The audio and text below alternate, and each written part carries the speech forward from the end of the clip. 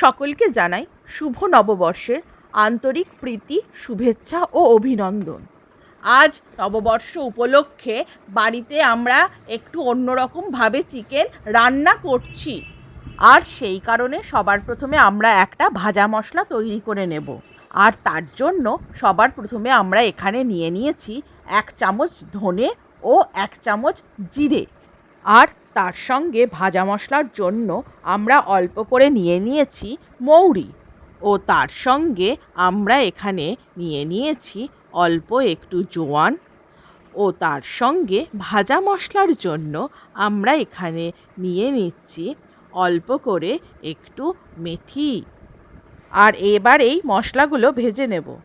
আর সেই জন্য প্রথমেই একটা প্যান গরম করে তার মধ্যে শুকনো লঙ্কা ভেজে নিচ্ছি।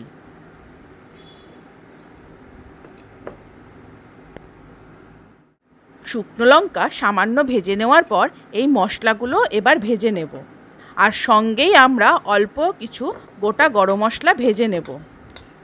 এখানে বিরিয়ানি মশলার বাক্স বিক্রি হচ্ছিল, তাই নিয়ে এসেছি। এর মধ্যে এলাচ, লবঙ্গ, দারচিনি, শাহজিরে, শাহমরিচ, জায়ফল, জয়িত্রী, চক্রীফুল ও গোলাপের পাপড়ি রয়েছে। আর এবার এই সমস্ত মশলাগুলো আমরা ভেজে গুঁড়ো করে নেব।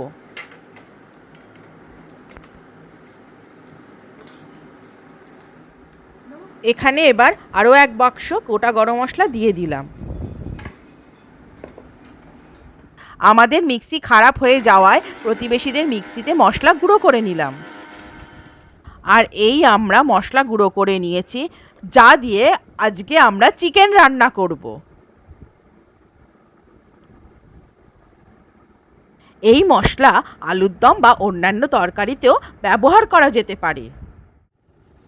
চিকেন রান্না করার জন্য সবার প্রথমে আমরা এখানে চপারে পেঁয়াজ মিহি করে কুচিয়ে নিচ্ছি।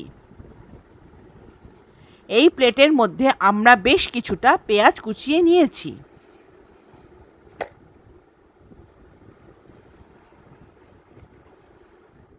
সবার প্রথমে আমরা এখানে হাঁড়ি গরম করে তার মধ্যে সর্ষের তেল দিয়ে দিচ্ছি।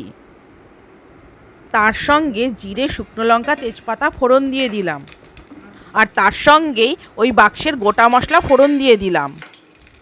এরপর আমরা এর মধ্যে পেঁয়াজ কুচি দিয়ে দিচ্ছি, আর তারপর এই পেঁয়াজগুলোকে ভেজে নেব। পেঁয়াজগুলোকে সামান্য লাল করে এবার আমরা ভেজে নিচ্ছি।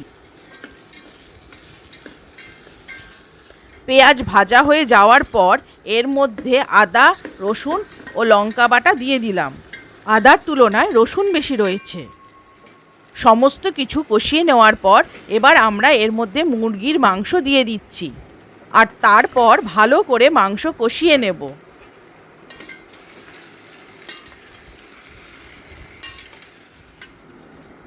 তলা সামান্য লেগে যাচ্ছিল, তাই সামান্য একটু গরম জল দিলাম। আর এবার ঢাকা দিয়ে কিছুক্ষণ রান্না করে নেব।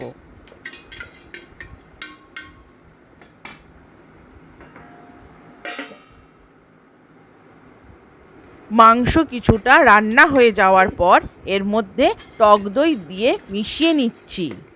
সমস্ত কিছু কষানো হয়ে গেছে। আর এবার এর মধ্যে নুন, চিনি, লঙ্কার গুঁড়ো, কাশ্মীরি চিলি পাউডার এবং হলুদ গুঁড়ো দিয়ে দিচ্ছি। আর এবার আবারও ভালো করে কষিয়ে নেব। মাংস রান্না হয়ে যাওয়ায় এবার সামান্য একটু বানিয়ে রাখা ভাজা মশলা দিয়ে দিলাম। আর এবার এটা মিশিয়ে নিচ্ছি। শেষে সামান্য গরম মশলা দিচ্ছি।